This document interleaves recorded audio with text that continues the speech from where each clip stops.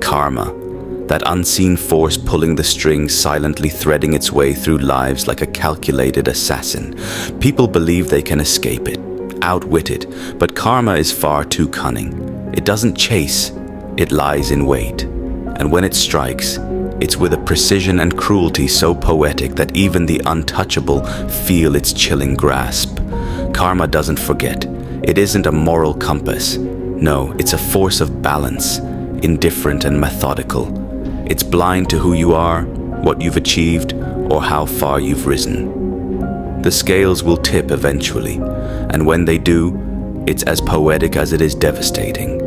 Most people go through life convinced that their actions vanish into the void.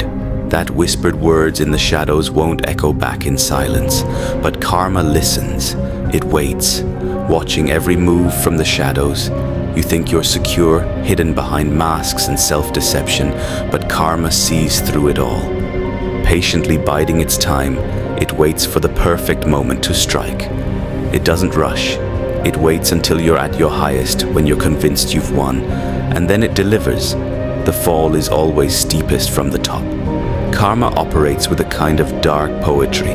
Sometimes it's subtle, creeping in like twilight, unnoticed until it's too late. Other times it's merciless, a wrecking ball smashing through everything you've built. Regardless of how it comes, karma always fits the crime. Violence isn't always necessary. Sometimes the quiet ache of regret or the weight of a haunting mistake is far more punishing. Karma doesn't shout. It knows how to hurt you in ways you'd never anticipate. You can't escape it. Power, wealth, influence, they mean nothing in the face of karma. You can't bribe it, manipulate it, or bend it to your will. It's the ultimate equalizer. Every action has a consequence, and those consequences never strike when you expect. That's what makes karma terrifying. It hits when you're comfortable, unsuspecting, believing the worst has passed. People think karma is about justice or fairness, but those are human constructs. Karma isn't bound by morality. It's about equilibrium. Disrupt the balance and karma restores it. Tip the scales and it ensures they even out. It's not personal, it's universal.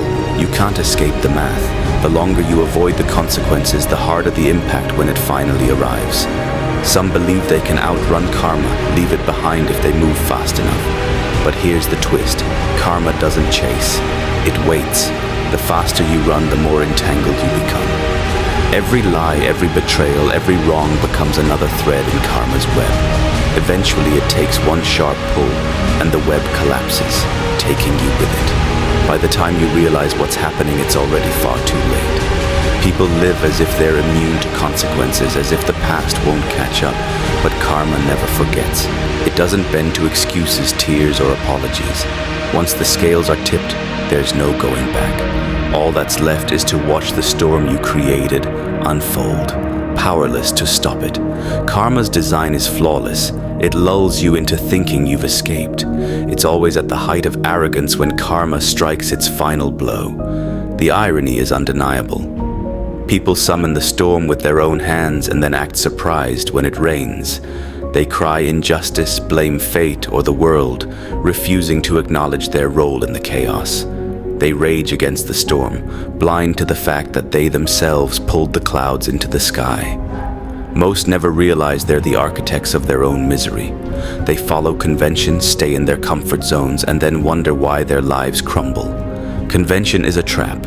It promises safety but delivers stagnation, breeding mediocrity and storms of regret.